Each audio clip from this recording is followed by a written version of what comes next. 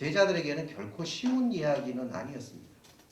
왜냐 그러면 우리는 지금은 더 이상 먹을 것이나 입을 것에 대해서 걱정하지 않지만 그 당시의 제자들에게는 먹을 것과 입을 것이 지금 우리가 그 느끼는 먹을 것과 입을 것과는 전혀 다른 아주 소중한 것이었습니다. 다음 페이지요. 복음서를 보면 실제로 예수님께서 먹을 것과 입을 것에 대한 이야기를 많이 하십니다. 누가복음 11장에 보면 예수님께서 기도에 대한 그런 예화를 드시면서 이런 말씀을 하십니다. 누가복음 11장에 밤중에 어떤 사람이 있는데 친구가 찾아옵니다. 그랬더니 그 친구를 대접할 떡이 없어요. 그래서 그 떡이 없어서 옆집에 자기 친구를 찾아갑니다. 그리고는 떡 3덩이를 구워달라고 계속 간청하는 그런 모습이 나옵니다. 그거는 그 당시에 사람들에게 떡이 많지 않았다는 것이죠. 우리가 생각해봐도 떡이 많지 않았을 거라고 하는 건 뭐 그냥 알 수 있는 그런 일이잖아요. 또 하나는 마태복음 이제 14장에 보면은 예수님께서 오병이어의 그 기적을 일으키는 장면이 나옵니다. 거기에 남자만 5,000명인 많은 사람들이 모여서 예수님의 말씀을 들었는데 이제 시간이 많이 흘러서 허기가 졌습니다. 그럴 때 예수님께서 먹을 게 있느냐? 그랬더니 어떤 아이가 가지고 온 보리떡 5개하고 물고기 2마리가 전부입니다. 라고 이야기하는 거예요. 그 많은 사람들 중에 물론 거기가 광야였기도 하지만 실제로 먹을 게 그렇게 많지 않은 그런 세상에 살았기 때문에 이 사람들에게 있어서 먹을 것이라고 하는 것은 단순히 맛있는 것이 아니라 먹지 못하면 죽을 수밖에 없는. 그래서 예수님께서 말씀하시기를 목숨을 위하여 무엇을 먹을까? 라고 말씀하시는 겁니다. 먹지 않으면 죽을 수밖에 없는 그런 상황이었다라고 하는 것을 말씀하는 거죠. 다음 페이지요. 입을 것도 마찬가지입니다. 입을 것도 마태복음 5장에 산상수훈에서 예수님께서 이런 말씀을 하시죠. 또 너를 고발하여 속옷을 가지고자 하는 자에게 겉옷까지 가지게 하며. 요즘에 우리 소송 걸어가지고 저 사람 옷 놔주세요 이런 사람 있나요? 요즘은 그런 세상이 아니죠. 근데 여기는 고소를 해서 옷을 뺏어가겠다고 하는 겁니다. 그 말은 무슨 말이냐면 그 옷이 굉장히 중요한 귀중품이다라고 하는 거죠. 사실 재산 목록에 올라가 있는 거다 그런 이야기입니다. 그래서 예수님께서는 마태복음 24장에 보면 이제 종말에 대한 비유를 하시면서 멸망에 가증한 것이 거룩한 곳 위에 선 것을 보거든 그때 유대에 있는 자들은 산으로 도망할지니라 그렇게 말씀하시면서 그때 밭에 있는 자는 겉옷을 가지러 뒤로 돌이키지 말아라 라고 말씀하십니다. 이 말씀은 겉옷이 그 당시에 굉장히 중요한 것이라고 하는 그런 사회적 인식을 깔고 하는 겁니다. 그래서 여기서 예수님께서 말씀하실 때 너 먹을 것, 입을 것을 걱정하지 말아라 라고 하는 말씀이 지금 우리 21세기 대한민국에 살면서 냉장고 안에 먹을 게 너무 많고 옷장에 열어보면 내가 아침에 무슨 옷을 입어야 될지 고민해야 되는 우리들과는 다른 배경에서 말씀을 하고 계십니다. 먹을 것은 목숨과 연결되어 있고 입을 것은 낮의 더위나 밤의 추위를 견뎌내는 생활 필수품 이상입니다. 이건 그 사람들에게는 이게 굉장히 소박한 그런 검소한 삶을 살기 위해서 필요한 necessity, 그러니까 필수품이 아니라 그게 내가 이 세상을 살아가면서 내가 의지하고 필요해야 된 귀중품이고 사실은 그게 그 사람들의 재산이고 그게 그 사람들의 보물인 겁니다. 그렇게 소중한 것들은 대개 어디가 있게 되나요? 다음 페이지요.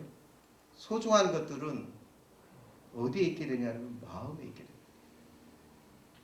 내가 정말로 이게 귀한 거라고 생각하는 것은 내 마음속에 들어와서 내가 항상 그것을 바라보고 그것들을 의지하게 되고 그것을 더 많이 가지려고 하는 그런 겁니다. 그래서 예수님께서 뭐라 말씀하시냐면 내 보물이 있는 그곳에 내 마음도 있다라고 말씀하시는 거예요. 예수님이 그렇게 말씀하셨기 때문에 우리 보물이 있는 곳에 우리 마음이 있는 게 아니라 인간이란 내가 정말로 귀하게 생각하는 곳에 내 마음을 뺏기게 돼 있는 그런 존재입니다. 우리가 생각하는 그런 보물들이 사실 우리 마음에 와서 우리가 귀중하게 생각하고 소중하게 간직하면 문제가 없는데, 다음 페이지입니다. 마음에 들어온 보물은 절대로 가만히 있는 법이 없습니다. 마음에 들어온 보물은 우리의 마음을 온전히 빼앗고 지배하고, 그리고 우리가 그것에 점점 더 많이 종속되고 기대하게 만듭니다. 그래서 마음에 들어와 있는 보물들은 우리 마음속에 있는 하나님이 설 자리를 없애버립니다. 그게 정말 큰 문제이죠. 그래서 예수님께서 뭐라고 말씀하시냐면 한 사람이 두 주인을 섬기지 못한다고 이야기합니다. 우리가 마음속에 들어와 있는 그 보물을 섬기거나 예수님을 섬기거나 하나님을 섬기거나 이 둘 중에 하나밖에 섬기지 못하지, 우리가 하나님도 섬기면서 보물도 섬기는 그런 일은 없을 거라고 예수님께서 말씀하고 계십니다. 이 마음속에 들어와 있는 이 보물, 사실 우리에게는 예수님이 말씀하셨던 먹을 것, 입을 것 말고 우리 속에 있는 여러 가지 지금 보물들이 있습니다. 우리가 귀하게 생각하다고 하는 것들, 나한테 꼭 필요하다고 생각하는, 이게 절실한 것, 절박한 것, 그것들로부터 우리가 어떻게 자유로워서 염려하지 않을 수가 있겠습니까? 다음 페이지죠. 예수님께서는 이렇게 말씀하십니다. 보물을 보지 말아라. 자, 마음속에 있는 보물을 보지 말고 눈을 들어서 멀리 봐라. 멀리 보면 하늘에 나는 새가 보이고 들에 있는 백합화가 보입니다. 그럴 때 예수님께서 뭐라고 말씀하시냐면, 입을 것, 먹을 것 네가 구해야 된다고 생각하지 말고 공중에 나는 새는 먹을 것을 어떻게 해결하는지 쳐다보아라. 공중에 나는 새는 심지도 않고 거두지도 않고 창고에 모아 들이지도 아니하지만 그 공중에 나는 새가 먹어야 될 것을 하나님이 예비해 놓으신다 라고 말씀하시는 거죠. 물론 새도 자기가 먹을 것을 위해서 날아다니고 여기저기 구하지만은 먹이를 구하지만은 그 먹이를 준비해 놓으시는 분은 하나님이시지 새가 아니다, 그런 말씀입니다.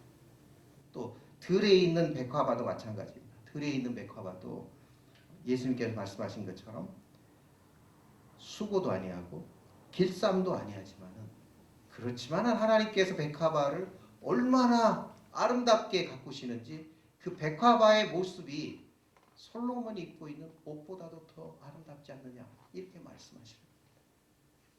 그러면서 새나 백합화가 자기 먹을 것, 자기 입을 것을 위해서 걱정하지 않지만 하나님이 그 모든 것을 준비하고 계신다라고 하는 말씀을 예수님께서 하고 있는 겁니다. 그 말씀을 하시는 것은 사실 새나 백합화보다 귀중한, 하나님 보시기에 훨씬 귀한 하나님의 형상으로 지으심을 받은 제자들이 새나 백합화처럼 하나님이 나를 입히시고 먹이신다는 생각을 하지 않는다는 이야기입니다. 내가 그 먹을 것을 해결하고 내가 그 입을 것을 해결해야 된다고 생각하고 있다는 겁니다. 그것에 매여 있어서 예수님께서는 공중의 새와 들의 백합화를 보라고 말씀하신 다음에 뭐라고 말씀하시냐면 다음 페이지입니다. 그러므로 염려하여 이르기를 무엇을 먹을까 무엇을 입을까 하지 말라. 이는 다 이방인들이 구하는 것이라. 너희 하늘 아버지께서 이 모든 것이 너희에게 있어야 될 줄 아십니다. 방금 하나님께서는 공중에 나는 새가 무엇이 필요한지를 아시고 들에 있는 백합화가 무엇이 필요한지를 아시고 그것을 공급해 주시는 하나님이라고 하는 것을 제자들에게 일깨워 주신 다음에 너희는 새보다도 백합화보다 더 귀하기 때문에 너희들을 위해서도 하나님이 그 공급하신 것을, 필요한 것을 준비해 놓고 있다라고 하는 것을 깨우쳐 주십니다. 여러분 어떠십니까? 우리에게 필요한 것들을 하나님이 공급해 준비해 놓고 있다고 믿으십니까? 아멘. 우리는 다 믿고 있습니다. 그러면은 하나님이 공급해 준비해 놓으신 것들을 우리는 어떻게 공급받을 수 있는가요? 다음 페이지입니다. 계속해서 예수님께서 이렇게 말씀하십니다. 요한복음 6장 33절 다 같이 읽겠습니다. 그러므로 네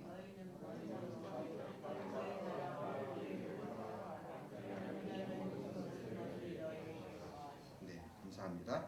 그런즉 너희는 먼저 그의 나라와 그의 의를 구하라고 말씀하십니다. 왜 하나님께서 예수님께서 그의 나라를 먼저 구하라고 말씀하십니까? 하나님의 나라는 어떤 나라입니까? 하나님께서 통치하시는 나라입니다. 하나님께서 통치하시는 나라는 하나님의 백성들이 필요한 모든 것들을 공급해주고 먹여주시고 입혀주셔야 할 그런 책임이 나에게 있는 게 아니라 하나님께 있는 그런 나라입니다. 그래서 하나님께서 모든 것을 준비해 놓고 계신 그 상황에서는 우리가 하나님의 통치를 받으면 모든 것들이 다 해결이 되는 겁니다. 왜냐하면 공중의 새나 들의 백합화를 입히셨던 그런 하나님께서 이번에는 우리를 입히시게 되는 겁니다. 우리를 먹이시게 되는 겁니다. 그런데 하나님께서 우리에게 먹이시고 입히실 때는 하나님이 우리가 마음속에 가지고 있는 그 우리의 소원대로 꼭 하지만은 않습니다. 하나님은 하나님의 자신의 의에 따라서 하나님이 생각하시기에 가장 최상의 것이라고 생각하는 그런 방법으로 입히시고 먹이시는 겁니다. 아까 우리 모세 형제 간증하시면서 모세 형제에게 하나님께서는 교회가 필요하다는 사실을 아십니다. 그런데 그 교회가 청년이 많고 이 찬양팀이 빵빵한 교회가 아니라 외국인 학생들과 함께 교제를 나누는 이런 교회가 필요하시다고 생각하시는 게 하나님의 의입니다. 그 하나님의 의를 따라서 모세 형제에게 가장 좋은 것을 공급해 주시는 분이 하나님이십니다. 그래서 우리는 하나님의 나라와 하나님의 의를 의지하게 되고 공급해 주시는 하나님을 알고 공급해 주시는 하나님을 믿게 되면 우리는 염려하지 않는 사람이 되는 겁니다. 그래서 예수님께서는 다음에 6장 34절에서 이렇게 말씀하십니다. 다 같이 읽겠습니다. 그러므로 내일 일을 위하여 염려하지 말라. 내일 일은 내일이 염려할 것이요 한날의 괴로움은 그날에 족하리라. 아멘. 여러분들 하나님 믿으시기 때문에 내일 일을 염려하지 않는 그런 분들이 이신 거지요. 혹은 그런 분이 되기를 원하십니까? 아까 말씀드린 것 저는 그 무엇을 먹을까 무엇을 입을까 염려하지 말라라는 말씀과 함께 내일 일을 염려하지 말아라. 내일 일은 내일이 염려할 거다라는 말씀을 굉장히 여러 번 들었는데 그럼에도 계속 염려가 안 없어졌던 사람이어서 그냥 걱정이 돼서 한번 말씀드립니다. 우리는 정말 어떻게 하면 내일 일을 염려하지 않는 사람이 될까요? 정말로 내일 일을 염려하지 않으려면 우리가 정말 하나님에 대한 완전한 믿음이 있어야 되겠죠. 그런데 그 하나님에 대한 완전한 믿음은 그럼 우리는 어떻게 우리에게 주어지게 될까요? 아마 성경에 있는 그 인물들을 이렇게 고찰해 보면 우리에게 하시는 말씀이 있을 것 같습니다. 그래서 오늘 아침에는 창세기에 나오는 아브라함을 생각해 보려고 합니다. 아브라함은 믿음의 조상이라고 불리는 사람이죠. 그러니까 믿음에 대해서는 아브라함을 따라갈 사람이 없는 겁니다. 아브라함이 그 보여주는 믿음의 절정은 다음 페이지 창세기 22장 2절에 보면 여호와께서 이렇게 말씀하십니다. 내 아들 내 사랑하는 독자 이삭을 데리고 모리아 땅으로 가서 내가 내게 일려준 한 산 거기서 그를 번제로 드려라. 이 말씀은 그때의 아브라함에게도 감당할 수 없는 이야기지만 오늘 이 시대를 살고 있는 우리에게도 감당할 수 없는 그런 이야기입니다. 아브라함에게 있어서 이삭은 누구입니까? 하나님이 말씀하신 것처럼 내 사랑하는 독자입니다. 아들이 딱 하나 있다 그런 말씀이시죠. 딱 하나 있는 독자인데 그 이삭을 아브라함은 100세가 돼서 얻었습니다.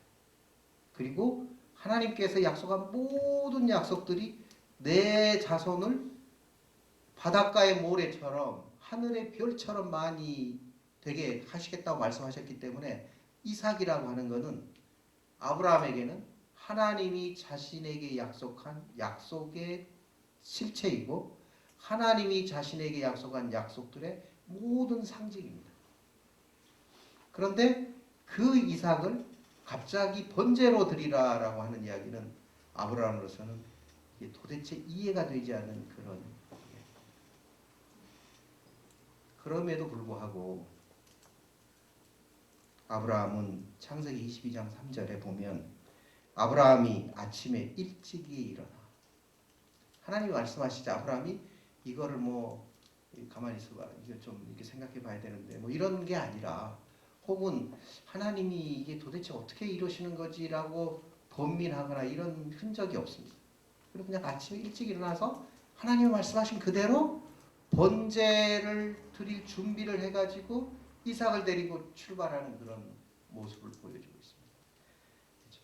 어마어마한 순종이고요. 어마어마한 믿음. 그 믿음의 모습을 우리 모두가 믿음의 조상의 모습이라고 이야기하는 겁니다. 이런 아브라함의 믿음은 어디서 생겼을까요? 아브라함에 대한 이야기는 창세기 12장의 맨 처음에 나옵니다. 창세기 12장 1절에 보면 여호와께서 아브라함에게 이렇게 이야기하십니다. 너는 너의 고향 친척과 아버지의 집을 떠나 내가 내게 보여줄 땅으로 가거라 라고 말씀하십니다. 아브라함은 하나님께서 하나님의 구원 사역을 위해서 특별히 택하신 하나님 나라의 출발이고 그 하나님 나라를 이 땅에 다시 만들기 위해서 부르신 건데 아브라함은 사실은 그 당시에 하나님이 부르신 그 뜻이 정확하게 어떤 뜻인지 잘 몰랐습니다. 그렇지만 그는 하나님의 부르심에 순종해서 하나님께서 자기에게 주실 땅으로 조카 롯과 함께 출발하게 됩니다. 그런데 그 과정을 히브리서 기자는 히브리서 11장 8절에 이렇게 말씀하십니다. 믿음으로 아브라함은 그러니까 믿음을 가지고 아브라함은 출발하기는 했는데 부르심을 받았을 때 순종하여 장래의 유업으로 받을 땅으로 나아갈새 그 다음에 갈 바를 알지 못하고 나아갔으며 이 갈 바를 알지 못하고 나아갔다는 표현이 정말 재미있는 표현입니다. 이게 정확하게 사실 아브라함은 하나님이 떠나라고 그럴 때 자기가 어디로 가는지 모르고 떠나는 거가 사실입니다. 이게 정확한 사실의 표현이고요. 갈 바를 알지 못하고 갔다는 게 또 한편으로는 갈 바를 알지 못하고 떠나기 때문에 그 누구든지 내가 어디로 가는 건지 하는 걱정이나 염려가 없을 수가 없는 겁니다. 그래서 이거는 한편으로는 아브라함이 하나님께 믿음으로 순종을 하긴 하지만 여전히 마음속에 근심과 걱정이 들어있었다라고 하는 표현을 하고 있는 겁니다. 그래서 갈 바를 알지 못하고 떠난 아브라함이 이제 가나안 땅에 도착했을 때 아브라함을 기다리고 있던 것은 정말 하나님의 그 풍성한 복이 아니었습니다. 기근이 찾아왔습니다. 그래서 가나안 땅에 살지 못하고 점점 남방으로 내려가서 애굽 땅에 이르게 됩니다. 근데 애굽에 가까워졌을 때 아브라함이 갑자기 한 가지 엄청나게 큰 고민거리가 생겼습니다. 다음 페이지요. 자기 아내 사라가 너무 아름다운 겁니다. 그래서 아브라함이 어떻게 생각하냐 그러면 애굽 사람들이 그대를 볼 때 이르기를 이는 그의 아내라 하여 나는 죽이고 그대는 살리리니 그러니까 아내를 뺏기 위해서 나를 죽일 거다. 그런 걱정이 갑자기 된 겁니다. 그래서 아브라함이 사라에게 뭐라고 이야기하냐 그러면 지금부터 내 아내라고 그러지 말고 내 누이 동생이라고 그래라 라고 이야기를 합니다. 이게 진짜 황당한 이야기죠. 물론 사촌 동생이긴 해요. 그렇지만 지금 아브라함과 사라의 관계는 사촌 동생과 사촌 오빠가 아니라 아내와 남편의 관계인데 아브라함은 두려움에 쌓여서 내 생명이 걱정이 돼서 아내를 누이 동생이라고 하라고 그렇게 이야기를 합니다. 그래서 그 결과 어떻게 됐습니까? 바로 왕이 사라를 아내로 취하고 아브라함은 잘 대우를 해줍니다. 이게 정말 두려움에 쌓여서 저지른 어이없는 황당한 일인데 하나님께서는 그런 아브라함을 도와주셨습니다. 그래서 꿈에 바로에게 나타나서 돌려보내라. 그래서 돌려보내고 그리고 난 다음에 아브라함은 그 공경에서 벗어나서 다시 가나안으로 돌아오게 됩니다.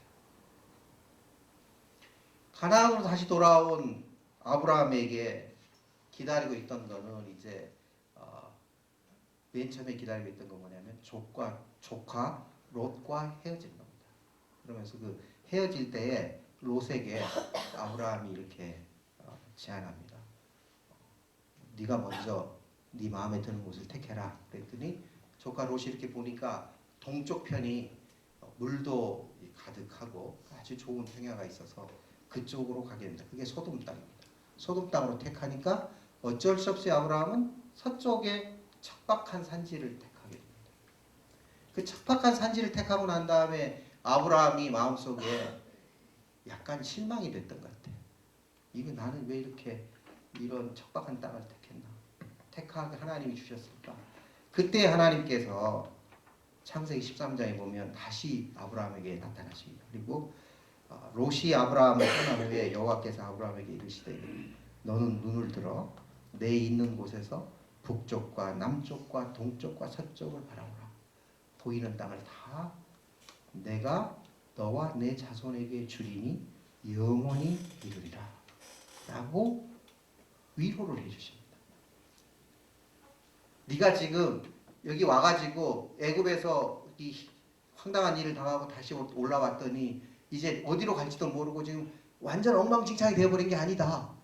내가 여전히 너와 함께 있어서 너에게 해왔던 모든 약속들을 다 지켜줄 거다. 그렇게 말씀을 하세요. 그런데 그걸로 이제 아브라함 약간 힘을 얻었겠죠. 그런데 이제 갑자기 자기를 떠났던 롯이 그 당시에 있었던 그 지역의 전쟁에서 포로로 잡혀가게 됩니다. 포로로 잡혀가게 됐다는 것을 알고 다음 페이지요. 아브라함이 자기가 이렇게 기르던 훈련된 사람 318명을 거느리고 가서 밤에 기습을 해서 롯을 구해옵니다. 그 굉장히 용감한 일이고 굉장히 대단한 승리이긴 한데 사실은 가만 생각해 보면 엄청나게 무모한 일입니다. 아브라함은 혈혈단신으로 거기 가나안 땅에 혼자 살고 있는 나그네입니다. 그리고 그 인근에 일어났던 전쟁은 5왕과 4왕 연합군들이 그 근동지왕의 연합군들이 서로 패권을 다투던 전쟁이었고 그 전쟁에서 승리한 쪽을 아브라함이 밤에 급습을 한 겁니다. 그러니까 밤에 급습을 했을 때는 한번 단기적인 전투에서는 이길 수 있을지 몰라도 날이 새고 날이 밝고 저쪽이 정렬을 정비하고 나면 이 전쟁은 승산이 없는 전쟁. 그것을 아브라함도 알았습니다. 그래서 아브라함은 정말로 두려움에 빠져서 잠을 못 이루고 있었습니다. 다음 페이지요. 그때에 창세기 15장에 보면 이후에 아브라함 여호와의 말씀이 환상 중에 아브라함에게 임하여 이르시되 아브라함아 두려워하지 말라. 나는 내 방패요. 나는 너의 방패다라는 말이 그 가나안 지역의 연합군들이 너를 쳐들어와더라도 내가 너를 지켜주겠다. 이렇게 말씀하세요. 얼마나 큰 위로의 말씀이십니까? 얼마나 대단한 축복의 말씀이세요? 그런데 아브라함은 하나님께 뭐라고 이야기하냐면 다음 페이지입니다. 감사합니다가 아니라 아브라함이 이르되 주 여호와여 무엇을 내게 주시려 하나이까? 나는 자식이 없사오니. 절대절명의 위기에 빠져가지고 하나님이 너를 도와주겠다고 그러시는데 그 하나님한테 난 자식이 없어요 라고 불평을 하는 거예요. 내가 자식이 없는데 하나님이 나한테 하신 그 모든 축복들이 도대체 무슨 의미가 있겠어요? 라고 이야기했어요. 그럴 때 하나님의 심정이 어땠겠습니까?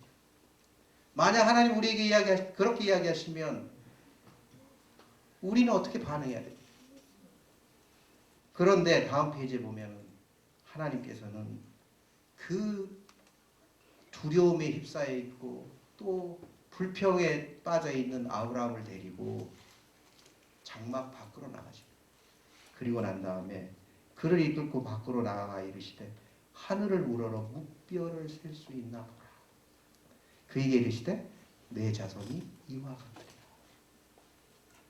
저는 사막에서 별을 본 적은 없습니다. 근데 어렸을 때 시골에서 별을 보면 정말 별이 쏟아질 것 같이 많잖아요. 근데 사막에서 별을 본 사람들은 정말 평생에 꼭 한 번은 해봐야 될 그런 일이라고 이야기를 합니다. 저도 나중에 한번 해보고 싶어요. 근데 그 무별들이 쏟아지는 그 상황을 보여주면서 이 별들을 셀 수 있느냐? 네 자손들이 이 별들만큼 많을 거다 라고 하나님이 말씀하실 때 그때 비로소 아브라함이 성경에 보면 아브라함이 이를 믿으니 하나님이 그를 의로 여기시고 라고 이야기합니다. 그때 아브라함이 하나님이 하는 말씀을 믿습니다. 자식이 없는 상황에서 자식이 이렇게 많아질 거라고 하는 말씀을 그때 믿게 됩니다. 그때 처음으로 믿음의 조상 아브라함이 정말 보이지 않는 것을 믿는 그런 사람이 된 겁니다. 사실 오늘 아침에 이 시간이 많이 지나서 제가 모든 말씀을 다 드릴 수 없지만 아브라함은 계속 그런 삶을 살게 됩니다. 그리고 맨 마지막으로 아브라함에게 하나님께서 행하신 기적이 이삭을 주신 거죠. 다음 페이지요. 아브라함이 99세가 됐을 때 하나님이 아브라함에게 나타나셨습니다. 그리고 내년 이맘때쯤 이삭이 사라가 아들을 낳을 거다. 그렇게 이야기를 하니까 아브라함이 웃습니다. 에이, 그럴 리가 있나요? 제가 나이가 얼마인데요. 그리고 또 사라에게도 하나님이 그렇게 이야기했어요. 사라도 웃습니다. 내가 이 나이에 지금 무슨 낙을 보겠느냐 라고 웃었다고 돼 있어요. 그 웃을 때 웃었다는 이야기는 안 믿는다는 이야기죠. 그 안 믿을 때에 하나님께서 아브라함에게 이렇게 말씀하십니다. 사라가 왜 웃으며 이르기를 내가 늙었거든 어떻게 아들을 낳으리요 하느냐 여호와께 능치 못한 일이 있겠느냐. 그렇게 말씀하시고요. 정말 1년 후에 사라가 이삭을 낳습니다. 그 일 이후에도 사실 아브라함은 온전히 100% 하나님을 의지하는 그런 삶을 살지 못하는 것을 우리가 볼 수 있어요. 그럼에도 불구하고 아브라함은 아까 맨 처음에 봤던 창세기 22장에서 하나님께서 이삭을 제물로 바치라고 할 때 전혀 주저하지 않고 번제를 드리러 가게 됩니다. 여러분 그때까지 하란에서 아브라함을 하나님이 부르시고 나서 아브라함이 이삭을 번제로 드릴 때까지 몇 년이 흘렀는지 아십니까? 40년이 흘렀습니다. 40년 동안 아까 우리가 봤던 여러 가지 상황마다 내가 겪던 어려움마다 내가 처한 그런 황당한 순간마다 내가 저질러버린 그 말도 안 되는 실수 그것 때문에 엉클어져버린 나의 생활들 속에 하나님은 간섭하신 겁니다. 그리고 하나님은 계속해서 아브라함을 설득하시는 겁니다. 뭐라고 설득하시냐고요? 염려하지 말라고. 40년 동안. 에스라 바이블 스쿨에서 배운 말입니다. 히브리어로 믿음은 피스티스라고 한다고 합니다. 피스티스. 이 피스티스라고 하는 말은 하나님께 설득당하다라는 그런 뜻이랍니다. 아브라함은 이삭을 드릴 수 있는 믿음이 40년 동안 하나님이 설득하신 결과로 얻어진 거였습니다. 아브라함이 갑자기 우리하고 전혀 다른 사람인데 어느 날 쫙 나타난 슈퍼맨이 아니었다는 겁니다. 아브라함은 사실 우리만큼이나 연약한 사람이었습니다.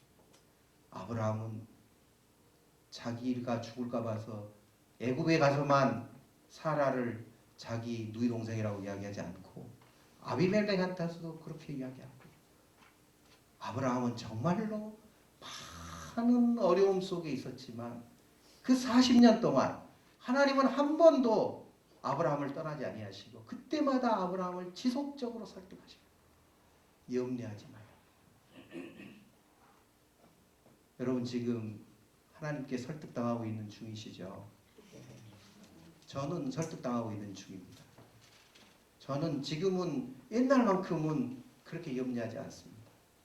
그렇지만 여전히 하나님이 저를 설득해 주실 거라고 저는 믿습니다. 그래서 언젠가 아브라함처럼 내일 일을 염려하지 않는 그런 사람이 될 거라고 믿습니다. 그래서 저는 제가 가장 좋아하는 구절이기는 했지만 제 마음에 와 있지 않던 구절 하나를 같이 나누고자 합니다. 다음 페이지요. 다음 페이지. 빌립보서 4장 6절과 7절 말씀입니다. 다 같이 읽겠습니다. 시작. 아무것도 염려하지 말고 다만 모든 일에 기도와 간구로 너희 구할 것을 그리하면 모든 지각에 뛰어난 하나님의 평강이 그리스도 예수 안에서 너희 마음과 생각을 지키시리라. 여러분 살아가시면서 정말 모든 지각에 뛰어난 하나님의 평강이 우리의 마음과 생각을 지키시는 그런 축복을 누리시기 바랍니다. 그 축복은 사실 우리 힘으로 얻어지는 건 아닙니다. 하나님의 열심으로 이루어지는 겁니다. 하나님 지금도 우리 옆에서 우리를 설득하고 계십니다. 너무 하나님께 반항하지 마시고 빨리 설득당해서 하나님이 주시는 축복을 누리시는 여러분이 되시기 바랍니다. 기도하겠습니다. 사랑이 많으신 하나님 아버지, 은혜를 감사합니다.